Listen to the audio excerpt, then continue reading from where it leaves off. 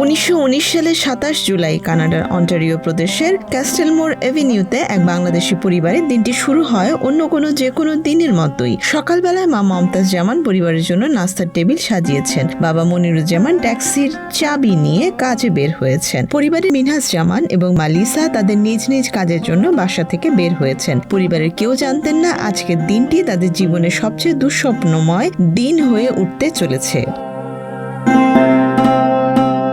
মনিরুজ্জামান ও মমতাজ জামান 90-এর দশকের শেষ দিকে উন্নত জীবনের আশায় কানাডা পাড়ি জমান। পরিবারে ছিল 2 সন্তান, ছেলে মিনহাজ ও মেয়ে মালিসা। বাবা মনিরুজ্জামান ট্যাক্সি চালাতেন এবং মা মমতাজ পুরো সময় দিতেন সন্তানদের লালন পালনে। তারা কানাডার বাংলাদেশি কমিউনিটিতে আদর্শ পরিবার হিসেবে পরিচিত ছিলেন। প্রতিবেশীরা এই পরিবারের সন্তানদের মেধাবী, দায়িত্বশীল এবং সুশৃঙ্খল হিসেবে জানতেন।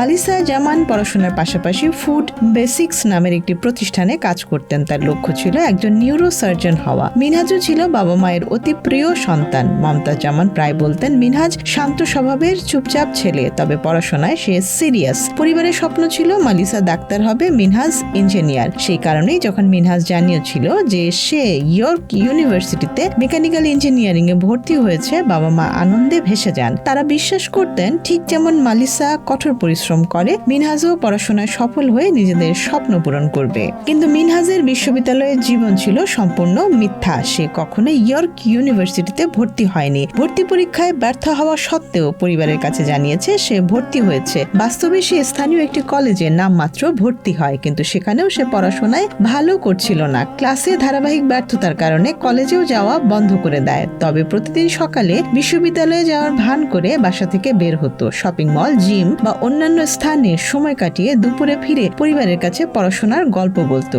যা সবই ছিল বানানো। এভাবেই 3 বছর ধরে চলেছিল তার দ্বৈত জীবন।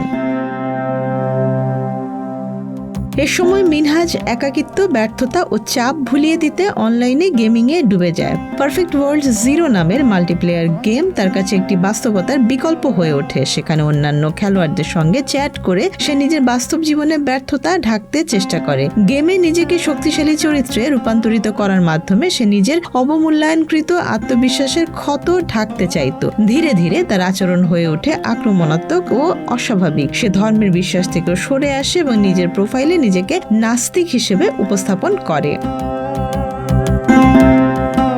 27 জুলাই সকালে বাবা ও বোন কাজে বের হন। দুপুরে মা ও নানি ঘুমিয়ে পড়েন। মিনহাজ এই সুযোগ নেন। ধারালো ছুরি দিয়ে প্রথমে মা, তারপর নানিকে হত্যা করে। এরপর নিজের ঘরে ফিরে গেম খেলতে শুরু করে। এই সময়ে ডিসকর্ড সার্ভারে প্রথম বার্তা পাঠায়, আমি আমার মা ও নানিকে খুন করেছি, অপেক্ষা করছি বোনের জন্য এবং 1 ঘন্টা পর বাবার। শুরুতে অন্যান্য গেমাররা ব্যাপারটি প্র্যাঙ্ক মনে করে, কিন্তু মিনহাজ বাস্তব ছবি পাঠালে বোঝা যায় বিষয়টি বাস্তব।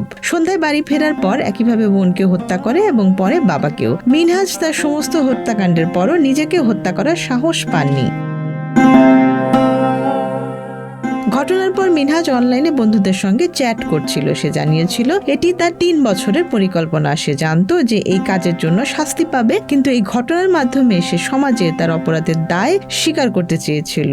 পুলিশ কয়েক ঘন্টার মধ্যে মিনহাজকে গ্রেপ্তার করে। 2020 সালের 7 নভেম্বর করোনা পরিস্থিতির কারণে অনলাইনে বিচারিক প্রক্রিয়া শুরু হয়। মিনহাজ দাবি করে যে বাবা মায়ের অতিরিক্ত প্রত্যাশার চাপ তাকে এই পথ বেছে নিতে বাধ্য করেছে। আদালত তার যুক্তি গ্রহণ করেনি। তাকে যাবজ্জীবন কারাদণ্ড প্রদান করা হয়, সঙ্গে 40 বছরের মধ্যে কোনো প্যারোলের সুযোগ নেই।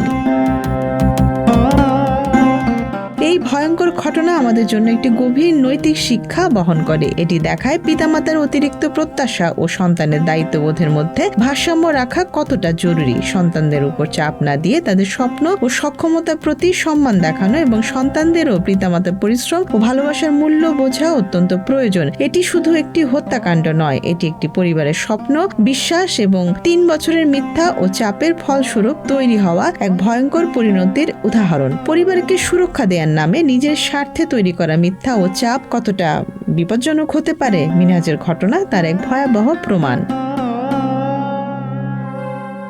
Desk report, Dhaka express.